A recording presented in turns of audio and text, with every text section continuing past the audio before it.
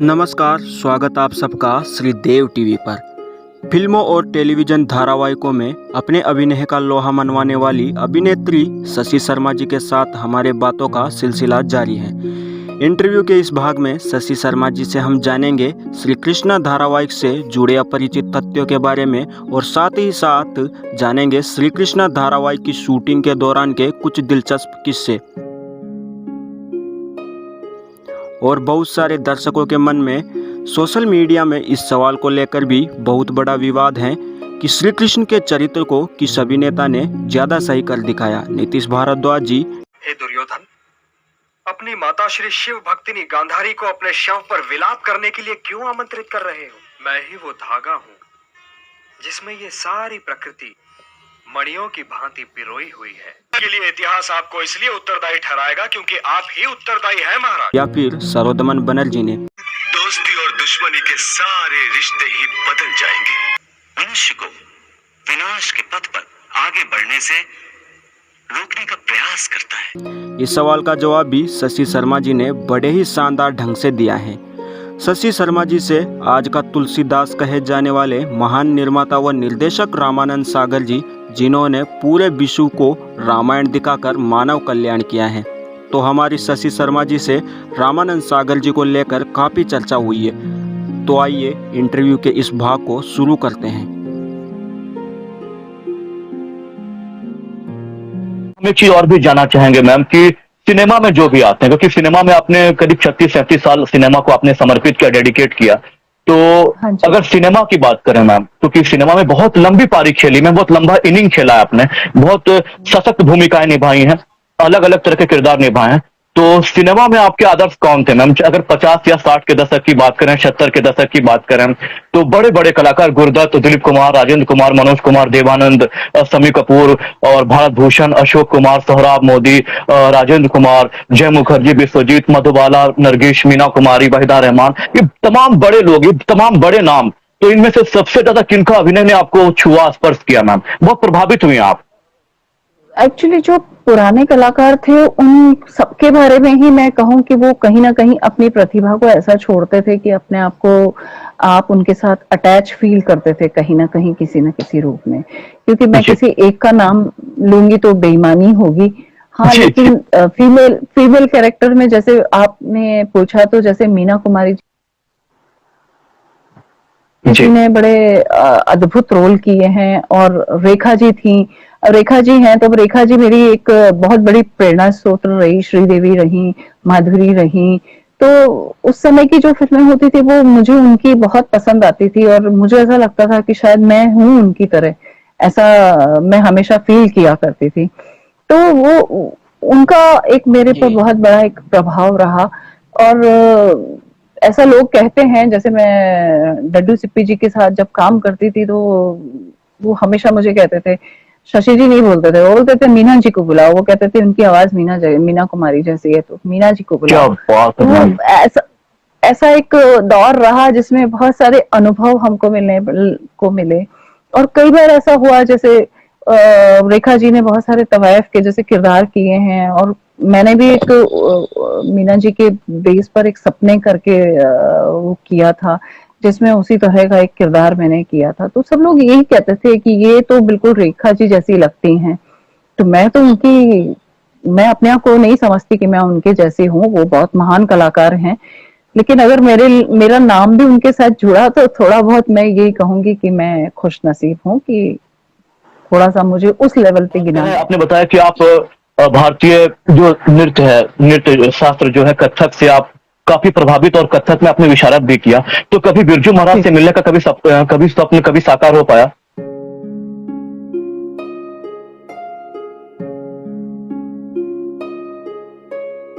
बिल्कुल हो पाया, क्योंकि जिस समय आप क्लासिकल जब करते हैं तो आपको नए नए गुरु आपकी परीक्षा लेने आते हैं, आपको ये तो पता ही होगा। तो कभी बिरजू महाराज जी भी आए, कभी कुंदन महाराज जी भी आए, कभी शशि साखला जी थी, वो भी आए, और गिरधारी महाराज यहाँ के हैं, तो वो मैं रही। तो वो बहुत अच्छा एक मुकाम रहा। प्लस एक विश्व मोहन भट्ट जी हैं हमारे जयपुर के, आप शायद जानते होंगे, कौशल भाई जानते होंगे, जयपुर से बिलोंग करते हैं। तो तो वो उस समय हमारे लेक्चरर हुआ करते थे और हम स्टूडेंट हुआ करते थे, पर आज वो भी इतने बड़े हो गए हैं, लेजेंड हो गए हैं, लेकिन आज वो यही कहते हैं कि शशि तुमने बहुत अच्छा काम किया। तो मतलब मैं इस मामले में अपने आप को बहुत सौभाग्यशाली समझती हूँ कि मैं जयपुर की एक पहली अदाकारा ऐसी हूँ कि जो फिल्मों में भी और टेलीविजन में भी सक्सेसफुल रही। आज तक कोई भी महिला ऐसी नहीं हुई है कि जो इतने साल सस्टेन कर पाई और अपने आप को इतना समय तक इंडस्ट्री से जोड़ पाई। ये मैं पहली महिला हूँ, तो मुझे इस बात पे बहुत गर्व भी है कि हाँ मैं एक इस मुकाम तक पहुंच पाई। मैं ऊपर वाले का इसके लिए शुक्रगुजार होती हूँ। आज अगर फिल्मों का दौर थोड़ा सा बदल गया है या टेलीविजन का दौर थोड़ा सा बदल गया है, आज जो सीनियर आर्टिस्ट हैं वो काफी वैसे परेशान हैं इस चीज को लेकर के। तो मेरा ये मानना है कि आज अगर हम गवर्नमेंट को दरखास्त करते हैं तो गवर्नमेंट पता नहीं अब इस चीज पर ध्यान देगी या नहीं। फिर भी मैं उनसे अनुरोध करना चाहूंगी आपके इस चैनल के माध्यम से कि जो सीनियर आर्टिस्ट हैं, बॉलीवुड आर्टिस्ट हैं, वो बेचारे बहुत तकलीफ में हैं इस समय, क्योंकि आज जो टेलीविजन का एक दौर आया है वो बड़ा अजीब सा आया है कि नए नए लोग सिर्फ डिग्री लेकर बैठ गए हैं, उनके पास अनुभव नहीं है, और वो अनुभव नहीं होने के बावजूद भी सीनियर आर्टिस्टों को ऑडिशन के लिए बुलाते हैं और उनसे बड़े अजीब तरीके से बात करते हैं जो एक बिल्कुल सूटेबल नहीं है। आज हम लोगों की उम्र जो है वो कुछ सिखाने की है, अब सीखने की तो खैर जिंदगी भर रहती है, लेकिन हम उनसे यही रिक्वेस्ट करना चाहते हैं इस माध्यम से कि कम से कम आज नए जो लोग आ रहे हैं, ठीक है चांस सबको मिलना चाहिए, लेकिन जो लोग ऑलरेडी इस लाइन में डिवोटी हैं पिछले 40-50 साल से, जिन्होंने अपनी लाइफ दे दी है, उनके लिए सरकार को कुछ करना चाहिए। क्योंकि सबसे ज्यादा जो है आर्टिस्ट तबका बिगड़ता है। होता क्या है कि जब आप एक आर्टिस्ट को पर्दे पर देखते जाते हैं तो आपको ये लगता है कि ये आर्टिस्ट तो बहुत सुखी है, आर्टिस्ट को क्या प्रॉब्लम है, लेकिन चूल्हा उसके घर में भी जलता है, और जब उसको काम नहीं मिलेगा तो वो अपने घर का पालन कैसे करेगा। ये चीज सब पे लागू होती है, और मेरा नजरिया ये है कि वो भी एक आम इंसान है, पर्दे पर रहने वाला कोई भगवान नहीं हो जाता, उसको भी घर चलाना होता है, उसकी भी परेशानियां होती हैं, और जब वो बहुत लंबे समय तक बैठे होते हैं और फिर गुमनामी की जिंदगी में खो जाते हैं या उनकी कोई बीमारी हो जाती है तो उनको भीख मांगनी पड़ती है या किसी को रिक्वेस्ट करनी पड़ती है, ये मुझे बिल्कुल अच्छा नहीं लगता, मुझे बहुत दुख होता है। और मैं चाहती हूँ कि इसके लिए ठीक है सिंटा जो भी छोटी मोटी कोशिश कर रही है, पर सिंटा की कोशिश उतनी बड़ी नहीं है कि वो सबका भरण पोषण कर सके। तो मैं गवर्नमेंट से ये चाहूंगी कि गवर्नमेंट ने जब इंडस्ट्री बनाई है, हमारी इंडस्ट्री से सबसे बड़ा टैक्स वसूला जाता है, हमारे यहाँ से बहुत बड़ा टैक्स दिया जाता है गवर्नमेंट को, तो गवर्नमेंट हमारी इंडस्ट्री के लिए क्यों नहीं सोचती, हमारे आर्टिस्ट के लिए क्यों नहीं सोचती। उनको सोचना चाहिए और उनके लिए कुछ करना चाहिए, क्योंकि हमेशा हर कोई उम्र दराज होकर काम नहीं कर सकता है। एक उम्र की सीमाएं होती हैं कि कोई अपने आप को पॉजिटिव मोड में रख के काम करता जाता है और कोई नहीं कर पाता है, और जो लोग बेचारे नहीं कर पाते हैं या कोई बीमारी के शिकार हैं, उनको गवर्नमेंट से हेल्प मिलनी चाहिए। मेरा अनुरोध है, ये मेरा अनुरोध है मोदी साहब से, अगर उन तक पहुंचे तो मेरी ये रिक्वेस्ट है कि इस चीज पे कंसिडर किया जाए।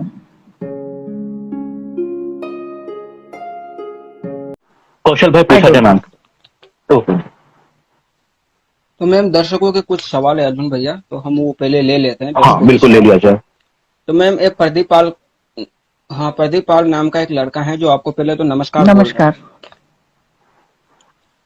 और उनका पूछना है कि श्री कृष्णा सीरियल में आपका और पिंकी पारिक जी का बॉन्डिंग कैसा था, आपका आवाज डब था या ओरिजिनल? नहीं, ओरिजिनल था और बहुत अच्छा बॉन्ड रहा हमारा, पिंकी का और हमारा।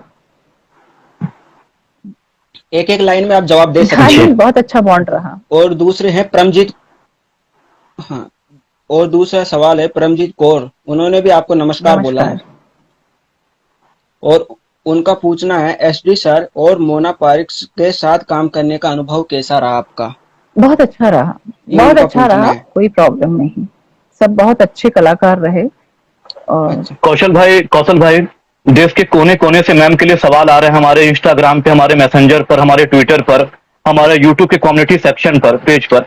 तो एक सवाल है इनका, मैं बोलना चाहूंगा, पवन कुमार यदुवंशी का, झारखंड से। मैम, वो आपसे पूछते हैं कि एसडी बनर्जी, जो कि श्री कृष्णा धारावाहिक में लीड रोल में थे, के साथ कैसा अनुभव रहा आपका? बहुत अच्छा रहा, वो बहुत अच्छे कलाकार थे और जी। उनका हमारा बॉन्ड बहुत अच्छा रहा, हमें कभी कोई प्रॉब्लम नहीं हुई। जी। और इसी से रिलेटेड एक छोटा सा हाँ जी। सवाल है। हाँ अर्जुन भैया, हाँ बिल्कुल, एक सवाल और, इसी से रिलेटेड कौशल भाई एक सवाल मैं और पूछ लेता हूँ। एक सवाल है मैम के लिए कि कृष्णा सीरियल में तुलादान वाले एपिसोड में, जहां पर आप एसडी बनर्जी का तुलादान कर रहे होते हैं मैम, काफी इंटरेस्टिंग सीन था, तो आपका अनुभव कैसा रहा? एक्चुअली वो सीन करके तो खैर बहुत ही मजा आया, एक्चुअली सत्यभामा करके मुझे तो बहुत मजा आया, मैं तो सच कहना चाहूंगी, क्योंकि तुलादान जो है वो एक लोगों की आंखें खोलने वाला एक एपिसोड रहा, जहां पे हम लोग भ्रम में जीते रहते हैं कि हम मैं करते रहते हैं, लेकिन मैं तो मैं ही हो जाता है, मैं खत्म हो जाता है। और वो ज्ञान देना एक कृष्ण का और उनको तोलना और ये सब चीजें जब सत्यभामा नहीं समझती है, ये एक आम लोगों के लिए एक मैसेज था कि लोग किस तरह से उसको लेते हैं और हम अहम में कैसे खो जाते हैं। तो अहम से ऊपर भी प्रेम होता है, उस प्रेम को महसूस करो। जी जी जी। मैम उसमें थोड़ा सा ये था कि मतलब सत्यभामा जी समझती थी कि मुझे ही मतलब कृष्ण की सब कुछ मैं ही हूँ, कृष्ण से केवल मैं ही प्रेम कर सकती हूँ, मेरे अलावा कोई और नहीं। परंतु कृष्ण जी समझाना चाहते थे कि मुझसे सब प्रेम कर सकते हैं, जैसे कि मेरे ऊपर रुक्मणी जी का भी हक है, जामवंत जी का भी हक है। और उसमें एक गाना था सुंदर, कृष्ण जी को तोलने चली कृष्ण की दीवानी। जी जी। तो कौशल भाई अगला सवाल पूछो मैम से। वो तो मैं आपको पहले ही बता चुकी हूँ कि वो मैसेज यही था ना कि सबको प्यार करने का हक है, लेकिन सब रूहानी प्यार करें। आप सिर्फ मैं करते रहेंगे तो वो मैं पे ही गाड़ी अटक जाएगी। जी जी जी। अहम में ना रहे।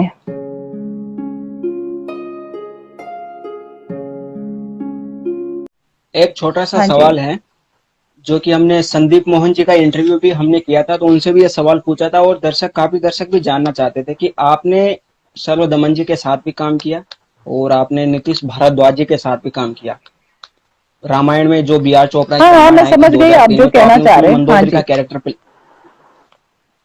जी जी। तो मैम उसमें यह था कि उन दोनों कृष्णों में आपने क्या अंतर देखा, सर्वदमन जी और नीतीश भारद्वाज में, क्योंकि दर्शकों के बीच में काफी विवाद भी है इस चीज को लेकर। देखिए, ऐसे ये विवाद करना तो खैर बहुत अलग बात होती है, क्योंकि हर आर्टिस्ट का अपना एक तरीका होता है परफॉर्म करने का, और हर आर्टिस्ट की अपनी एक क्वालिटी होती है।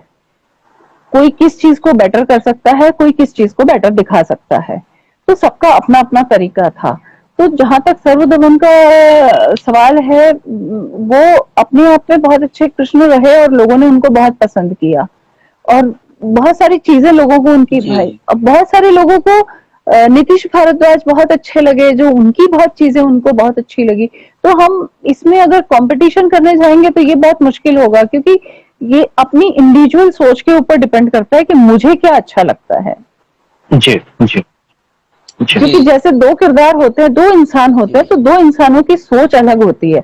आपकी सोच अपनी है लेकिन वो गलत नहीं है, आपकी सोच भी अपनी है लेकिन वो भी अच्छी है, और मैं सोच रही हूँ अगर, तो वो मेरी सोच भी अच्छी है। बस फर्क ये है कि आपका नजरिया अपना है, मेरा नजरिया अपना है।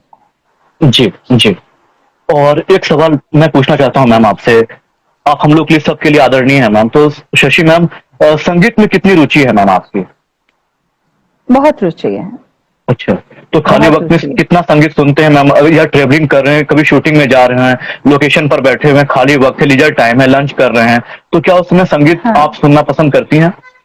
बिल्कुल सुनना पसंद करती हूँ। पहले तो मेरे पास एक छोटा ट्रांजिस्टर होता था, तो वो हमेशा कैरी करती थी मैं, कि जब मुझे फ्री मूड मिला या जब मैं फ्री बैठी हूँ तो वो मेरा मूड फ्रेश रहे, मैं अपने रूम में वो लगा लिया करती थी। आजकल तो क्या है कि फोन में भी आपके पास एफएम हमेशा चालू है, यूट्यूब हमेशा चालू है, तो आपको जो भी चाहिए वो सब कुछ मिल जाता है आजकल, सिर्फ एक लीड लगाने की जरूरत होती है।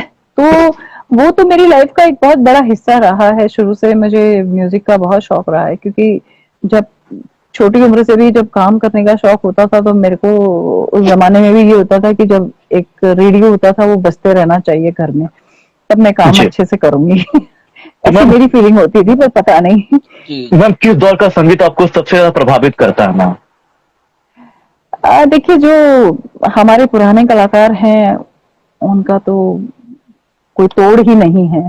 जी चाहे लता जी हों, रफी जी साहब हों, आशा जी हों, अपना अनुराधा पौडवाल हों, अलका याग्निक हों, इनके जो गीत हैं ये तो जी पता नहीं जब तक हम लोग जिएंगे या हमारी आने वाली पीढ़ियां भी जब तक आती रहेंगी तब तक शायद वो चलते ही रहेंगे, उनका कभी अंत होने वाला नहीं। तो और मैम वो एक अगर बहुत बहुत बड़ी धरोहर वो लोग छोड़ गए हैं अपने फैंस जी के लिए।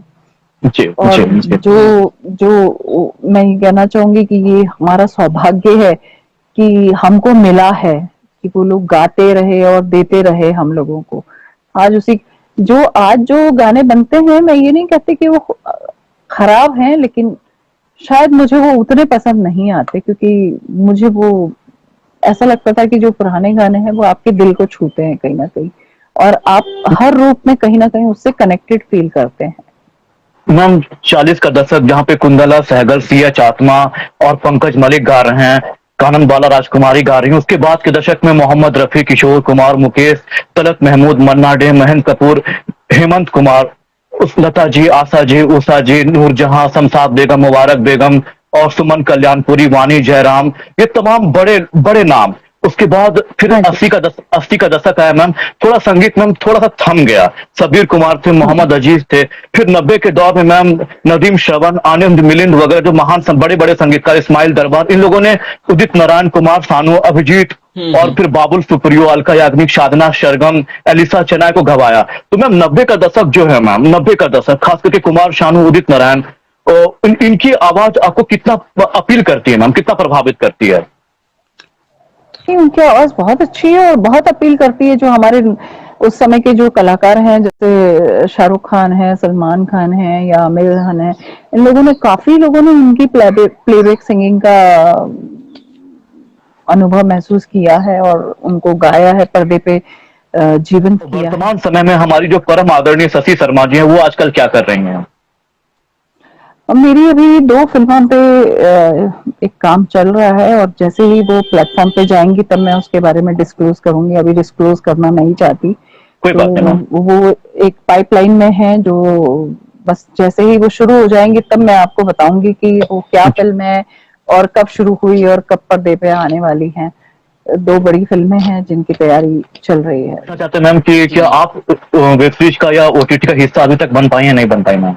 आपने कोई रोल किया है कि नहीं? मैंने की, हाँ जी मैंने की है। मैंने 4-5 फिल्में कर चुकी हूँ मैं ऑलरेडी, और कुछ है पाइपलाइन में। पर मेरा एक ही है कि मैं थोड़ा सा शायद चूजी हूँ। जब तक मेरे लायक किरदार नहीं हो मैं घुसती नहीं हूँ उसमें। जी, इसलिए मैंने पूछा मैम, क्योंकि आप बहुत चूजी, बहुत सिलेक्टिव हो मैम, बहुत सिलेक्टिव हैं आप। नहीं, हाँ, क्योंकि सिलेक्टिव होना बहुत जरूरी है, क्योंकि आज मैंने जब अगर इतने साल दिए हैं मेहनत करके अपने आप को खड़ा करने में या अपनी जगह बनाने में, तो मैं उनके लिए नहीं खड़ी हुई हूँ, मैं मेरे लिए खड़ी हुई हूँ। और मैं अपने स्वाभिमान को गिराने के लिए नहीं हूँ उनके सामने। वो किस तरह पेश आ रहे हैं ये उनका तरीका है, लेकिन मैं उस तरह से वो काम करने के लिए तैयार नहीं हूँ। जहां मुझे इज्जत मिलेगी, प्यार मिलेगा, या जहां जो लोग अच्छे रहते हैं, जिनको कभी प्रॉब्लम नहीं हुई, तो हम उनके साथ, हम बिल्कुल हम्बल हैं। हम भी उसी तरह काम करने में विश्वास करते हैं कि जहां काम से काम होता है। जैसे भी स्टार प्लस का सुहानी से एक लड़की आप लोगों ने देखा होगा मेरा, तो मैंने उनके साथ 2.5-3 साल काम किया, मेरे को कोई प्रॉब्लम नहीं हुई। वो भी बहुत अच्छे लोग थे, बहुत अच्छा काम किया। और लेकिन होता सिर्फ क्या है कि ताली 2 हाथ से बजती है। जैसा आप समझेंगे, जैसा आप करेंगे, वैसा होता जाएगा। बट उसको मुद्दा बना करके आप हर बार यही कहें। आजकल क्या हो गया है फैशन की, जैसे एक प्रोडक्शन हाउस में आपने काम कर लिया, तो पहले हमारे साथ क्या होता था, हमको कभी बुलाना नहीं पड़ता था। किसी प्रोड्यूसर डायरेक्टर को हमको ये नहीं कहना पड़ता था कि आप हमारा काम देखिए या हमको बुलाइए। हमारे जो प्रोड्यूसर डायरेक्टर होते थे वो ये कहते थे कि ये रोल फला फला आर्टिस्ट ने किया है और ये उसके लिए है, आप उनको बुलाइए। तो ये होता था, तो उसमें एक आदमी की रिस्पेक्ट रहती थी। अभी कैसा होता है कि आज एक प्रोडक्शन हाउस के साथ आपने 4 साल काम किया सपोज, और 4 साल के बाद अगर वो एक नया शो बना रहे हैं तो आपको कहेंगे आइए जी आप ऑडिशन दीजिए, तो वो मुझे बहुत खराब लगता है। वो ऐसा लगता है कि उठा के जमीन में गाड़ दिया आपको। ये बड़ा दुर्भाग्यपूर्ण है एक्चुअली। तो ये नहीं होना चाहिए। मैं तो सबके लिए कह रही हूँ, क्योंकि अभी बीच में मैंने देखा था कि फरीदा जी को भी ऐसे ही बुला लिया था, तो वो थोड़ा सा अजीब लगता है। आई डोंट नो लोगों की क्या सोच इतने है। बड़े कलाकार, इतने बड़े लोग, इन्होंने इतना काम किया और फिर से आप उनका स्क्रीन टेस्ट या ऑडिशन है, तो ये कहीं से भी मैम सही नहीं है मैम, कहीं से उपयुक्त नहीं है। नहीं, ये बहुत ये थोड़ा सा गलत हो रहा है, ये बहुत गलत हो रहा है थोड़ा सा। ये इस चीज में सुधार होना चाहिए, और अब ये सुधार चैनल वाले लेकर आए या अपने जो कास्टिंग डायरेक्टर अपने आप को कहते हैं वो लोग लेकर आए तो अच्छा रहेगा। लोगों को अपना माइंडसेट चेंज करना पड़ेगा इस चीज को लेकर, जो भी नए लोग हैं उनको अपना माइंडसेट चेंज करना पड़ेगा इन चीजों को। उनको इतने गुणी कलाकार, इतने मैंने उनको कितनी बार कहा कि देख, आप गूगल पे जाएंगे, आपको हजारों मेरे ऐसे वीडियो मिल जाएंगे कि जिस तरह का भी रोल आपको चाहिए, हाँ आपका कोई स्पेसिफिक लुक टेस्ट है आप करिए, बट ऐसे भीड़ में बुला करके आप सिर्फ ऑडिशन करें, ये तो मेरे को कुछ समझ में नहीं आता आपका। बहुत लोग का कहना है आजकल जो बड़े बड़े जो लीडिंग जो प्रिंट मीडिया है, चाहे वो टाइम्स ऑफ इंडिया या फिर द हिंदू या फिर जो बड़े बड़े तमाम जो बड़े बड़े चैनल हैं, उस पर भी एक मुद्दा उठना शुरू हो गया है कि साउथ इंडिया की जो फिल्में हैं, साउथ की जो फिल्में हैं, साउथ इंडिया की फिल्में, वो हमारे मेन स्ट्रीम फिल्म यानी मेन स्ट्रीम सिनेमा जो बॉलीवुड पर है वो कहीं ना कहीं हावी हो रही है। इसके बारे में आप क्या कहना चाहेंगे मैम? हावी क्यों हो रहा है? क्योंकि वो लोग हमेशा कहानी की वजह से जी, अपनी कहानी उनका कंटेंट बहुत स्ट्रांग होता है, और जो वहाँ के आर्टिस्ट होते हैं वो लोग फैमिली बैकग्राउंड को लेकर चलते आए हैं, चाहे वो कितनी भी उसमें वायलेंस हो या घृणा हो या जो भी हो, बट वो लोग फैमिली ओरिएंटेड फिल्म ही बनाते हैं ज्यादातर। आपने कभी भी देखा होगा कि उनका हावी होने का मतलब क्या है कि वो लोग जेन्युइनली उस पे काम करते हैं और उसको सीरियसली उस रूप में लाते हैं कि आपका पूरा परिवार देखे, और परिवार का एक एक हिस्सा उसमें इन्वॉल्व होता है, चाहे मदर हो, चाहे डॉटर हो, चाहे आपकी भाभी हो, वो किरदारों को छोड़ते जाते नहीं है पीछे। हमारे यहाँ क्या हो गया है, अभी बॉलीवुड का एक जो सिचुएशन हो गई है, वो एक हीरो ओरिएंटेड फिल्म बनती है, तो उसमें यही नहीं पता चलता कि हम कहाँ क्या जा रहे हैं, स्टोरी का रूप कहाँ जा रहा है, कई बार समझ में ही नहीं आता है। तो मैं यही कहना चाहूंगी कि ऐसा कुछ नहीं है कि उनका भारीपन आ रहा है, भारीपन नहीं, उनकी कुछ फिल्में हमारे यहाँ बहुत जगह चल गई हैं, हमारी भी फिल्में अच्छी बन रही है, लेकिन थोड़ा सा एक बदलाव आना चाहिए जो हमारे समाज को साथ में लेके चले। और मैम, क्योंकि जब समाज साथ चलेगा तो आप साथ चल पाएंगे, वरना अकेले अकेले तो फिर आपको अपनी गाड़ी के लिए अपना बैंड खुद बजाना पड़ेगा। तो मैम छोटे छोटे सवाल है, खैर दर्शकों मैम ने काफी पहले भी जवाब दे दिए हैं उनका, अर्जुन भैया वैसे लॉजिक नहीं है उनको पूछने का, बट एक लड़के का सवाल है, उसने विशेषकर ऑस्ट्रेलिया से भेजा है ये सवाल मैम के लिए। तो मैम पूछना चाहते हैं कि एक एपिसोड को जो कृष्णा में बनता था, उसको एपिसोड को मतलब जब वो टेलीकास्ट होने के बाद शूट होने में फिर दोबारा जब शूट होता था तो उसको कितना टाइम लगता था एक एपिसोड? देखिए, जो लोग 22 मिनट में एक एपिसोड देख लेते हैं, उसको शूट करने में कम से कम 2 दिन जाते थे, फिर उसके बाद वो एडिट होता था, फिर उसका पोस्ट प्रोडक्शन होता था, उसमें म्यूजिक ऐड होना, ये होना, ये एक एपिसोड को बनने में 2 से 3 दिन 4 दिन का समय जाता है, जो आप 22 मिनट में देख लेते हैं और हम 1 मिनट में क्रिटिसाइज कर देते हैं, ये अच्छा है, ये बुरा है। ऐसा मत करिए, आर्टिस्टों की कदर करिए, टेक्नीशियंस की कदर करिए, यही मेरा कहना है। जी कौशल एक बहुत ही प्रासंगिक प्रश्न है, मैं पूछ लेता हूँ, और ये हमारे इंटरव्यू का हिस्सा था, मैंने इस पर भी पहले विचार किया था कि हम शशि शर्मा जी से जरूर पूछेंगे। मैम, आजकल बहुत सारी फिल्में बनती हैं बॉलीवुड में, बहुत सारी फिल्में बन रही हैं, और फिल्म बनने के रिलीज होने के ठीक कुछ दिन पहले, अगर वो रिलीज होनी है 2 दिन के बाद या 3 दिन के बाद, फ्राइडे को रिलीज होनी है, तो बुध या गुरुवार को वो ऑनलाइन लीक हो जाती है मैम, और इससे प्रोडक्शन हाउस को, प्रोड्यूसर को, डायरेक्टर को बहुत नुकसान होता है मैम। आजकल वो तमाम जो प्लेटफॉर्म है, टेलीग्राम है, व्हाट्सएप है और भी यूट्यूब है, इन पर जो है वो ऑनलाइन लीकेज की प्रॉब्लम आ गई कि मतलब वो बॉक्स ऑफिस पर पहुंचने से पहले, उसकी कमाई होने से पहले ही वो ऑनलाइन लीक हो जाती है, तो ये बहुत दुर्भाग्यपूर्ण है मैम। तो इसके बारे में मैम आप क्या कहना चाहेंगे मैम? नहीं, ये बहुत दुर्भाग्यपूर्ण है, और आज ही नहीं, ये बहुत समय पहले से भी हो रहा है, आज भी लीक होती हैं, ये बहुत जमाने से चली आ रही हैं चीजें, और इस पर बहुत सी पाबंदियां भी लगाने की कोशिश की गई है, लेकिन पता नहीं, कहीं ना कहीं कुछ ना कुछ ऐसा है जो आज कहते हैं कि पैसे के खातिर शायद बिक जाता होगा या कुछ होता होगा कि वो इस तरह की हरकत कर रहे हैं। ये हमारे बिजनेस को एक्चुअली तोड़ रही हैं, क्योंकि वो फिल्में पहले ही आ जाती हैं, तो उसकी वजह से प्रोड्यूसर, डायरेक्टर और आर्टिस्टों को काफी नुकसान हो जाता है इसकी वजह से। जी जी जी जी। और मैं एक छोटा सा सवाल है कि जो पहले के माइथोलॉजी सीरियल्स बनते थे और आज के जो माइथोलॉजी सीरियल्स बनते हैं, तो वो पहले वाले सीरियल्स और आज के सीरियल्स में क्या डिफरेंस है? जमीन आसमान का, जमीन आसमान का क्या अंतर है? आपने क्या अंतर देखा देखिए, जो उनमें? पहले जो बनाने वाले मेकर थे वो बहुत पहले से सोच समझ के उसको प्लानिंग करते थे और एक कैरेक्टर को रचा जाता था। कैरेक्टर को रचने के बाद उसको स्क्रीन पे 2-3 बार पहले वो लोग फोटोग्राफ करके इस तरह से पहले देख लिया करते थे, उसके बाद वो लोग आगे बढ़ते थे। आज क्या होता है कि आज कहीं पे भी कॉपी किया हुआ उसका एक रूप दे दिया, उसको कुछ भी अपभ्रंश कर दिया और उसको दिखा दिया जाता है। तो वो उस चीज में फर्क है। और आज जो परफॉर्म कर रहे हैं बच्चे जो भी हैं, मैं ये नहीं कहूंगी कि वो खराब है, वो भी बहुत अच्छे हैं, लेकिन उनको जो मिल रहा है और जो हमने जो गोल्डन पीरियड देखा वो नहीं देख पाएंगे। जी, बहुत बड़ी ये बात आपने हकीकत बोली। है। और मैम ये कहानियां कहाँ से उठाई जा रही है? ये कहानियां माइथोलॉजी सीरियल्स में ये कहानियां कहाँ से उठाई? कहानियां तो देखिए कहीं से भी उठाई जा सकती है, किसी भी चीज से इंस्पिरेशन मिल सकती है, लेकिन जो किरदार हम लोगों ने जी लिए आप उसको दोबारा जीवंत नहीं कर सकते। वो बिल्कुल चीज सही कहा। दोबारा आप आ ही नहीं सकते, क्योंकि आप देखिए जो पुराने सीरियल हैं, पुराने सीरियल के आर्टिस्ट हैं, वो आज एक नाम लेते ही उनकी शक्ल आपके जहन में आ जाती है और आप उस कैरेक्टर की भावनाओं में या प्यार में या जो भी आप कहना चाहें उसमें खो जाते हैं। आज कोई ऐसा किरदार नहीं है कि जिसको देख करके आपको लगे कि तुरंत याद आ जाएगा या आप सोचने पे मजबूर हो जाएंगे कि अच्छा ये है। और सबसे बड़ा दुर्भाग्य पता है क्या है कि आज जो हमारे टेलीविजन में जो सीरियल चल रहे हैं ना, उनमें सबके लुक्स ना एक ही जैसे कर दिए गए हैं ऑलमोस्ट। जी, तो आप जी। ये नहीं पहचान सकते कि ये कौन सा आर्टिस्ट है और इसका नाम क्या है। ऐसा लगता है कि सभी एक ही जैसे लग रहे हैं। पहले के जो आर्टिस्टों में क्या था कि एक अलग अलग लुक होते थे, जैसे हम पहचान लेते थे उस लुक से ही कि ये रेखा जी हैं, ये श्रीदेवी हैं, ये नंदा हैं, ये मौसमी चटर्जी हैं, आपको मालूम पड़ जाता था। आज वो चीज खत्म हो गई है।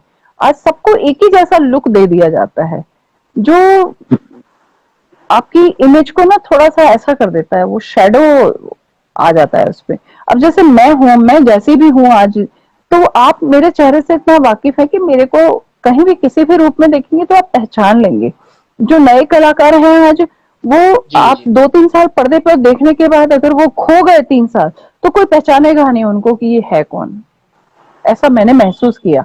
हो सकता नहीं मैम, है मैं बिल्कुल सही गलत कह रहे हैं, बिल्कुल बिल्कुल सही कह रहे हैं मैम। और आपने तो कम से कम अपने अभिनय के माध्यम से, अपने अभिनय के जरिए से आपने तो एक तिलस्म स्थापित किया, एक तिलस्म गढ़ा है मैम, एक तिलस्म छोड़ा है अपने दर्शकों के मन मस्तिष्क पर। तो एक बहुत बड़ी उपलब्धि है नहीं, मैम।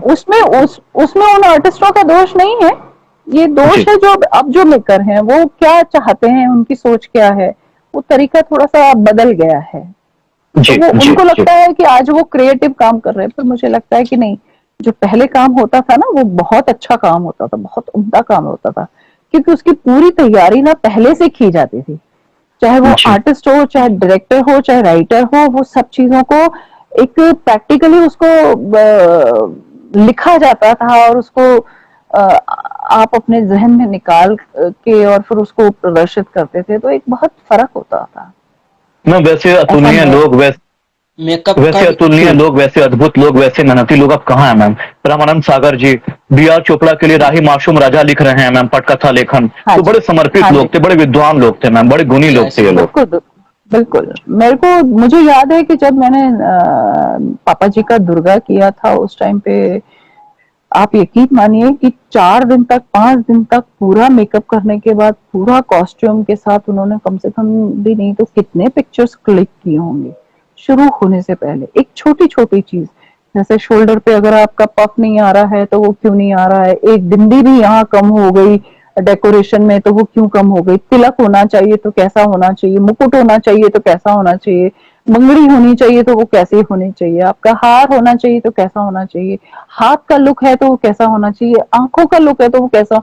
ये बड़ी माइन्यूटली डिटेलिंग वर्क होता था पहले।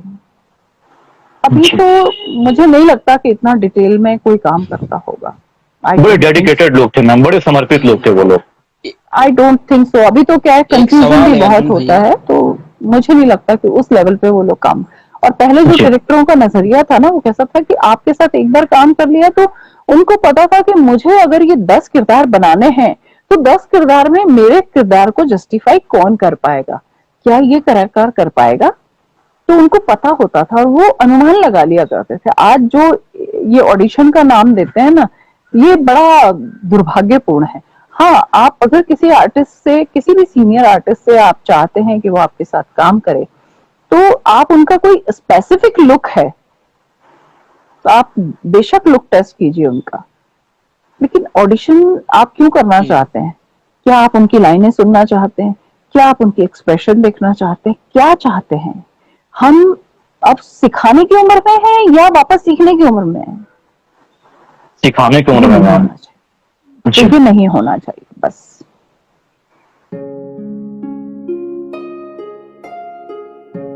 जैसे कि अभी मैम ने पापा जी की बात की है, रामानंद सागर जी की, क्योंकि पापा जी को आज का तुलसीदास कहा जाता है मैम, क्योंकि उन्होंने रामायण बना करके एक श्री राम का एक सागर बनाया है, और कृष्णा जब उन्होंने बनाया तो एक महासागर बना दिया, क्योंकि फिर उन्होंने एक माइथोलॉजी का एक दौर शुरू कर दिया था। तो आप कहाँ तक सहमत हैं कि उन्हें आज का तुलसीदास कहा जाना चाहिए, डॉक्टर श्री रामानंद सागर जी को? और तुलसीदास जी की एक उपाधि देना बुरी बात नहीं है, बहुत अच्छी बात है, लेकिन वो अपने आप में इतने गुणी और संपन्न थे कि किसी उपाधि के मोहताज नहीं थे। जी धन्यवाद मैम। आपने शक्तिमान में एक साइंटिस्ट डॉक्टर का रोल किया था, और फिर उसके बाद आपने थिप और बगदाद एक सीरियल था जिसमें कुछ कैरेक्टर था, वो जज्जा कुछ मुझे याद नहीं है, I don't remember exactly, but आपने उसमें भी एक कैरेक्टर किया था। तो एक मतलब हमारे दर्शक वो जानना चाहते हैं कि उस दोनों सीरियल के बारे में थोड़ा सा बताएं, क्योंकि शक्तिमान भी बच्चों का काफी फेवरेट सीरियल रहा है, और जब थिपो और बगदाद वो भी सीरियल काफी फेवरेट रहा है। शक्तिमान में जो साइंटिस्ट का कैरेक्टर था वो एक बहुत इम्पोर्टेंट कैरेक्टर था, जिसमें जनरली लोग क्या करते हैं ना कि एक लेडीज को अक्सर लोग सिर्फ खूबसूरत रूप में देखना चाहते हैं, लेकिन उसकी क्या है कि यहाँ पे एक घाव जैसे